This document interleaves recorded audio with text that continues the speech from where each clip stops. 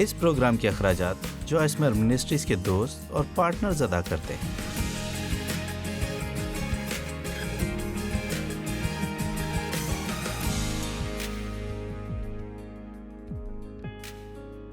آپ کی آزمائش آپ کی گواہی بن جائے۔ گواہی سب کو چاہیے۔ ہم برے کے خون اور اپنی گواہی کے کلام سے دشمن پر غالب آتے ہیں، اور خدا کے کلام کی صداقت کے مطابق آزمایا جانا اچھا ہے۔ زندگی کبھی کبھی مشکل ہو جاتی ہے، کیا آپ اتفاق کرتے ہیں؟ ٹھیک ہے، سب کے پاس ہی گواہی نہیں ہوتی۔ آپ میں سے کتنے اچھی گواہی سننا پسند کرتے ہیں؟ کسی بھی آزمائش کے بغیر کبھی گواہی نہیں ہوئی، اور ہم بھی آزمائے جائیں گے۔ ہم نہ صرف دشمن کے ہاتھوں آزمائے جاتے ہیں بلکہ خدا خود بھی ہمیں آزماتا ہے۔ داؤد نے تو دعا کی کہ خدا اسے آزمائے۔ میں یہ دعا باقاعدگی سے نہیں کرتی، آپ سمجھ سکتے ہیں، جیسے داؤد نے دعا کی کہ اے خدا مجھے جانچ، مجھے پرکھ، دیکھ میرے اندر کوئی بدکاری تو نہیں۔ واہ، کیا زور آور بات ہے۔ ہمیں زور آور گواہیاں سننا پسند ہے، لیکن اگر ہم آزمائش میں پورے نہیں اتریں گے تو ہمارے پاس کبھی گواہی نہیں ہوگی۔ آپ میں سے کچھ لوگ سوچتے ہوں گے کہ ہم ایک ہی پہاڑ کے ارد گرد کیوں گھومتے جا رہے ہیں۔ یہاں خدا کے متعلق ایک چھوٹی سی بات جاننے کی ضرورت ہے کہ آپ کبھی بھی خدا کے اسکول سے بھاگ نہیں سکتے۔ آپ کو وہی آزمائش بار بار بار بار ملے گی جب تک آپ اس میں کامیاب نہ ہو جائیں۔ آمین۔ اور اگر آپ کامیاب ہو بھی جاتے ہیں تو بھی دہرائی کی مشق آپ کو کروائی جا سکتی ہے، صرف یہ جاننے کے لیے کہ آپ بات کو سمجھے ہیں یا نہیں۔ ہمیں نوح، یوسف، ابراہم، موسیٰ، دانیل، روت، آستر، پطرس اور پولوس کے بارے میں سننا اور پڑھنا اچھا لگتا ہے، لیکن کیا آپ ان جیسے بننا چاہیں گے؟ او جی، واو، جوائس کی زندگی جینا کیا کمال ہے۔ جی عزیزو، یقیناً نہیں۔ ہاں، میں ایک کمال کی زندگی جی رہی ہوں، لیکن آپ نہیں چاہیں گے کہ اس کے لیے کوئی بھی قیمت ادا کریں۔ آمین۔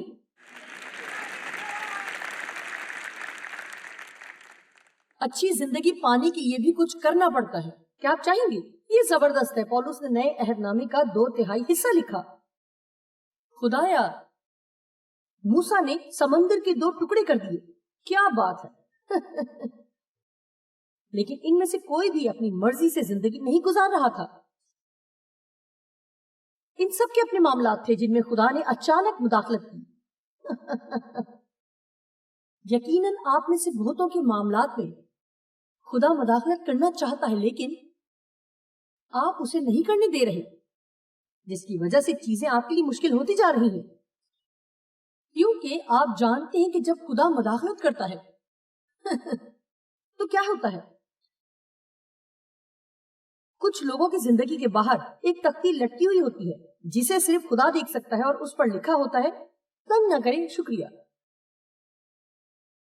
یہ تختی آپ اپنے ہوٹل کے کمرے کے باہر ٹانگ سکتے ہیں، لیکن یہ کچھ ایسا نہیں کہ آپ اسے اپنی زندگی پر چپکا لیں۔ آپ اپنی زندگی کے لیے اچھے منصوبے باندھ سکتے ہیں، لیکن اگر آپ خدا کے ساتھ چلتے ہیں تو خدا ان میں مداخلت کرتا ہے۔ آپ ہمیشہ اپنے دل کی نہیں کر سکتے، کیونکہ ضرورت پڑنے پر خدا آپ کو بلائے گا۔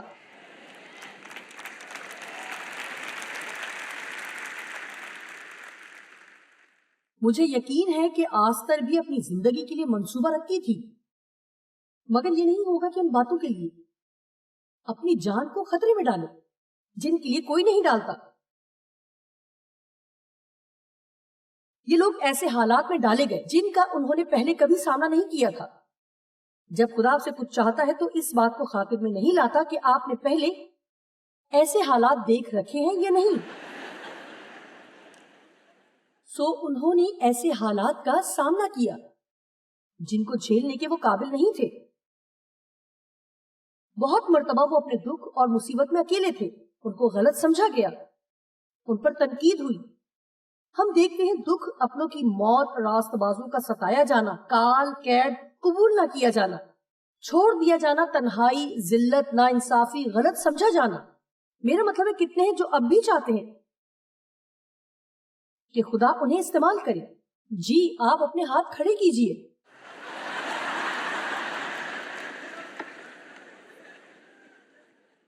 آپ جانتے ہیں سچائی یہ ہے، وہ مرنے کو بھی تیار تھے. انہوں نے نفرت انگیز لوگوں سے محبت کرنا سیکھا، صبر آزما، مصیبت سہی، الزام تراشی اور تنقید کو برداشت کیا، لمبے عرصے تک خدا کی نجات کا انتظار کیا. لیکن ہم دیکھتے ہیں انہی لوگوں کی زندگی سے بہت سا پھل بھی پیدا ہوا اور خدا نے حیران کن انداز میں ان کو استعمال کیا. اس نے آستر کو ایک پوری قوم کو بچانے کے لیے استعمال کیا. ایک 20-25 برس کی چھوٹی سی لڑکی، کیونکہ وہ اپنے منصوبے کو ایک طرف رکھ کر خدا جو کچھ بھی اس سے کہہ رہا تھا وہ کرنے پر راضی ہوئی.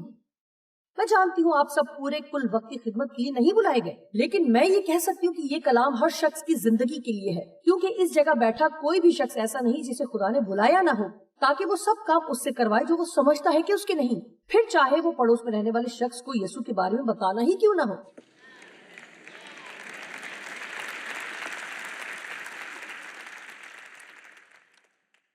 آزمائش کے بغیر کوئی گواہی نہیں رکھتا. اگر آپ خدا کے ساتھ چلتے ہیں تو صبر، بائبل کا یہ لفظ صبر بے حد اہم اور ضروری ہے.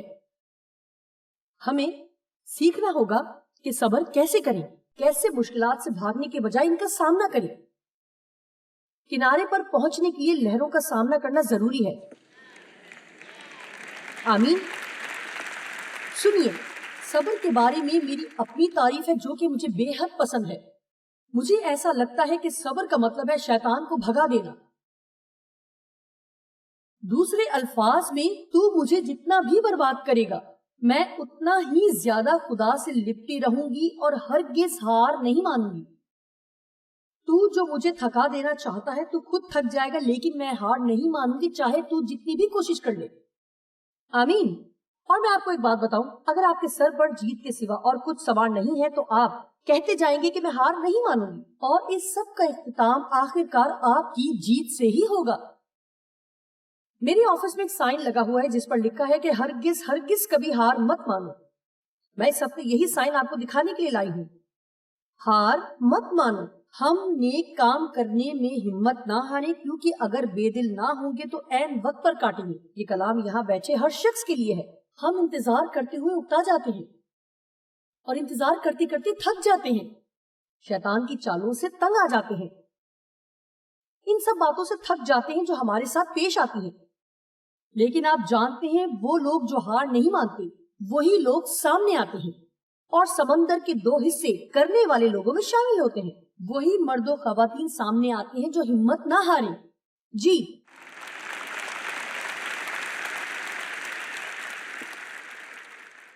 صبر کا مطلب ہے برقرار رہنا، ضبط کرنا، برداشت کرنا. اور صبر صرف انتظار کرنا نہیں ہے. انتظار تو کرنا ہی ہے چاہے آپ چاہیں یا نہ چاہیں. لیکن انتظار کرتے وقت ہم کس طرح سے پیش آتے ہیں؟ صبر روح کے پھلوں میں وہ پھل ہے جو ہمیں حلیم اور مہربان بناتا ہے. سنیے،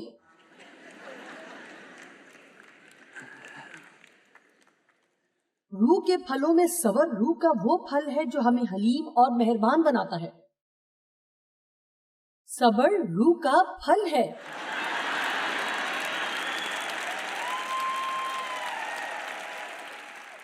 سنیے، آپ کتنی مشکلوں سے گزر کر لوگوں سے اچھا برتاؤ کر سکتے ہیں.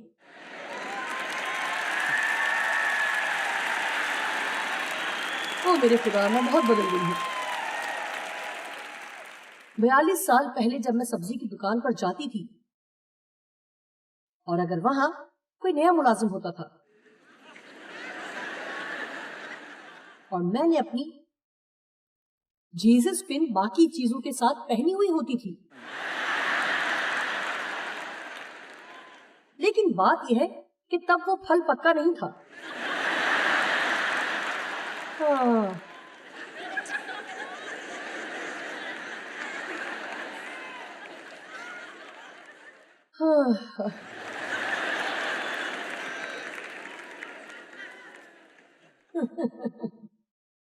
اب 42 سال بعد،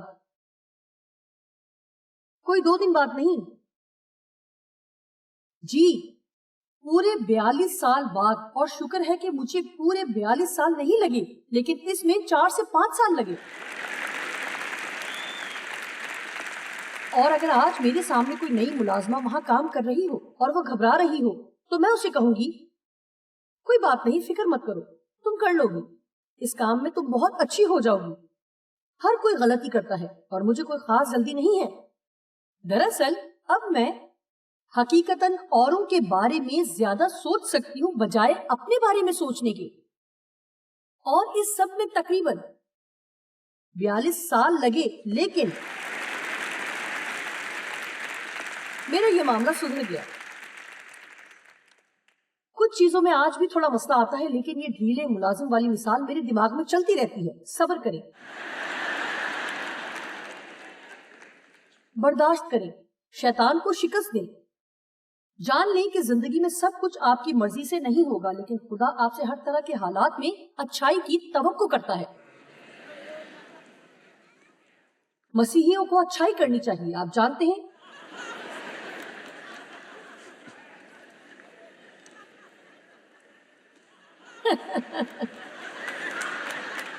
ہو سکتا ہے کہ یہ آج کا مکاشفہ ہو، مجھے نہیں پتا. آج تم نے کانفرنس میں کیا سیکھا؟ جوائس نے کہا ہمیں اچھا برتاؤ کرنا چاہیے. ہمیں ایک دوسرے سے نیک برتاؤ کرنا ہے. کلام مقدس میں مرقوم ہے، عبرانیوں 6:12 کہتی ہے تاکہ تم سست نہ ہو جاؤ بلکہ ان کی مانند بنو جو ایمان اور تحمل کے باعث خدا پر کامل بھروسہ رکھتے ہیں اور اس کے وعدوں کے وارث ہوتے ہیں. سنیے، اگر آپ آج اس بلڈنگ میں بیٹھے ہیں اور اگر آپ یہ سمجھتے ہیں کہ آپ کی زندگی فتح مند ہے تو اس کا مطلب یہ نہیں کہ سب کچھ ٹھیک ہے. لیکن اگر آپ کو لگتا ہے کہ آپ نے فتح پائی ہے اور آپ اپنی زندگی کے اچھے معیار پر کھڑے ہیں تو اس کی وجہ یہ ہے کہ کہیں نہ کہیں آپ نے صبر سے کام لیا ہے.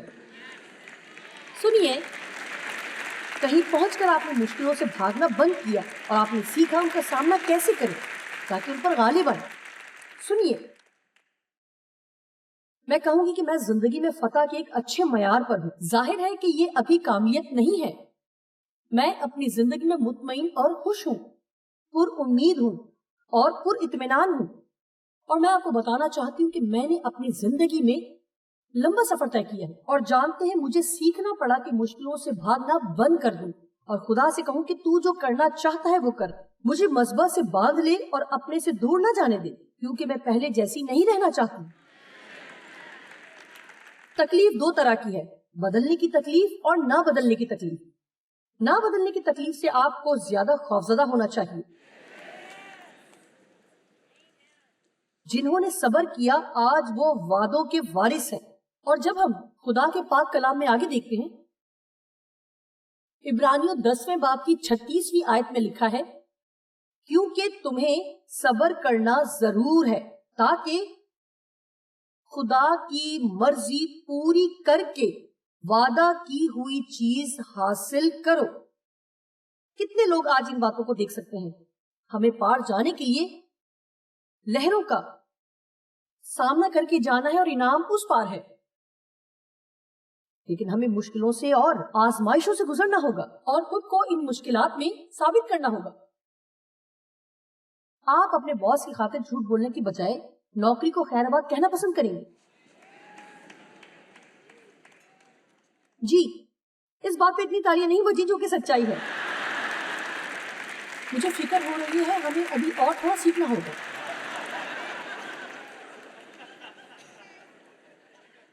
بتایا نہیں جا سکتا کہ ایسے کتنے واقعات ہیں جن میں بہت پہلے کہیں لوگ آزمائے گئے ہیں اور اگر انہوں نے صحیح کام کیے تو آج وہ ایک پر لطف اور زبردست زندگی جی رہے ہیں.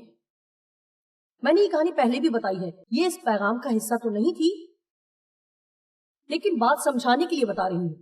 سالوں پہلے میں ایک ہول سیل فش کمپنی میں بک کیپر کا کام کرتی تھی. اور وہ چاہتے تھے کہ میں کسٹمر سے پیسے چرانے میں ان کی مدد کروں کیونکہ ہم نے ان کے پیسے دینے تھے. اور میں ہر مہینے اسٹیٹمنٹ بھیجا کرتی تھی اور ان لوگوں کے پاس ہمارے 300 اور کچھ ڈالرز بطور کریڈٹ بیلنس موجود تھے کیونکہ ایک بار انہوں نے غلطی سے دگنا بل ادا کر دیا تھا اور وہاں کا مالک تمام اسٹیٹمنٹس کو دیکھا کرتا تھا. اس سے پہلے کہ میں انہیں بھیجوں اور تمام اسٹیٹمنٹس کو وہ میرے پاس لایا اور مجھ سے کہا میں چاہتا ہوں کہ تم اس اکاؤنٹ پہ ڈیبٹ ڈال کر اس کا بیلنس 0 کر دو. دوسرے الفاظ میں وہ انہیں وہ پیسے نہیں دینا چاہتا تھا جو کہ ان کا کریڈٹ تھا. میں پورے طور پر جانتی تھی کہ یہ غلط ہے. میں گھر گئی اور سونے کی کوشش کی لیکن سو نہیں پائی. اور اس وقت میں کوئی پختہ مسیحی بھی نہیں تھی لیکن میں خدا سے پیار کرتی تھی. میں چرچ گئی. میں نیکی کے بارے میں پہلے سے کچھ جانتی تھی اور ایسا کرنا میرے بس کی بات نہیں تھی. جیو اور میں ایک ہی علاقے میں کام کرتے تھے. ہمارے پاس ایک ہی گاڑی تھی مطلب کہ ذرائع آمد و رفت بھی کچھ خاص نہیں تھے اور یہ نوکری نہ چھوڑنے کی ایسی 1000 وجوہات تھی اور میں خوف سے بے جان ہو رہی تھی کہ اگر میں اس سے جا کر کہوں کہ جو وہ غلط کام چاہتا ہے کہ میں کروں اگر نہ کیا تو ہو سکتا ہے وہ مجھے نکال دے گا. سو میں اگلی صبح بہت جلدی چلی گئی. اب غور سے سنیے. میں نے اپنے ذہن کو تیار کیا کہ میں خدا کے ساتھ چلوں گی چاہے میری نوکری چلی ہی کیوں نہ جائے. میں چاہتی ہوں کہ آپ سب سنیں. اب یہاں بہت سی باتیں تھیں جن کا جواب میرے پاس نہیں تھا کہ اگر نوکری چلی جاتی تو پھر کیا ہوتا. لیکن میں بس جانتی تھی تو اتنا کہ بس خدا کے ساتھ چلنا ہے. کیا خدا کے ساتھ چلنے کی خاطر کسی دوست کو کھو سکتے ہیں؟ کیا آپ برداشت کر سکتے ہیں کہ خدا کے لیے آپ کا مذاق اڑایا جائے؟ کیا آپ اس طرح کی باتیں برداشت کر سکتے ہیں کہ آفس میں لوگ آپ پر مذہبی ہونے کا الزام لگا کر آپ کو تنقید کا نشانہ بنائیں؟ میں آپ سب سے نہایت ہی سنجیدہ سوالات کر رہی ہوں. وقت ہے کہ ہم اپنے ذہن کو تیار کریں کہ ہم کبھی بھی صحیح کام کرنے پر صرف اس لیے سمجھوتا نہیں کریں گے کہ دوسروں کی نظر میں مقبول ہوں یا صرف اور صرف نوکری بچانے کے لیے یا کسی بھی اور بات کے لیے. نہ جانے کتنے ہی مسیحی آج اپنی زندگی میں سمجھوتا کرتے ہیں صرف لوگوں کی نظر میں مقبول ہونے کے لیے یا صرف ایک اعلیٰ نوکری کے لیے یا کسی اور بات کے لیے. تو سنیں اصل میں ہوتا کیا ہے. شکر ہے خدا کے فضل سے میں آزمائش میں کامیاب رہی. اور پھر کیا ہوا؟ میں صبح بہت جلدی کام پر پہنچی اور میں بری طرح کانپ رہی تھی. میں نے اس سے کہا شاید آپ میری بات نہ سمجھے لیکن میں ایک مسیحی ہوں اور میرے لیے کسی کو ایک ایسی اسٹیٹمنٹ بنا کر بھیجنا جو کہ جھوٹا بیلنس بتا رہی ہو بے حد مشکل ہے کیونکہ مجھے لگتا ہے کہ میں چوری کر رہی ہوں. میں نے کہا مجھے اس نوکری کی ضرورت ہے لیکن میں یہ سب نہیں کر سکتی. یہ سن کر اس کا چہرہ لال ہو گیا اور اس نے تھوکا اور اس نے بس اتنا کہا اپنی جگہ پر جاؤ اور اپنا کام کرو. اور سارا دن میں سوچتی تھی کہ میں اس نوکری سے نکال ہی دی جاؤں گی. چھٹی سے 5 منٹ پہلے وہ میری طرف آیا اور اس نے ایک اسٹیٹمنٹ میری ڈیسک پر پٹک دی اور غصے سے مجھے کہا کہ ان کا چیک ان کو بھیج دو. سنیے مختصر یہ کہ مجھے اس کمپنی میں ترقی ملتی گئی یہاں تک کہ میں بالکل اس سے ایک عہدہ پیچھے تھی. میرے پاس اس ملازمت کے لائق تعلیم بھی نہیں تھی. کام کے آدھے عرصے میں مجھے اپنا کام بھی ڈھنگ سے نہیں آتا تھا لیکن خدا نے اپنا فضل مجھ پہ کیا کہ میں یہ سب کچھ کر سکوں. اور مجھے لگتا ہے کہ اگر میں ان حالات میں سمجھوتا کر لیتی تو میں آج آپ کو یہ کہانی نہ سنا پاتی. میرے پاس گواہی ہے کیونکہ میں آزمائش میں کھری اتری. سنیے ہار مت مانی. خدا کا آپ کے لیے منصوبہ ہے. خدا کے زبردست منصوبے کو کسی ایسے انسان کے لیے نظر انداز مت کریں جو آپ سے اپنی خوشی کے لیے گناہ کروانا چاہتا ہے. خدا کے ساتھ چلیں چاہے اس کے لیے ساری دنیا کو چھوڑنا ہی کیوں نہ پڑے کیونکہ جب یہ سب کچھ ختم ہو جائے گا تو صرف اور صرف خدا رہے گا. جی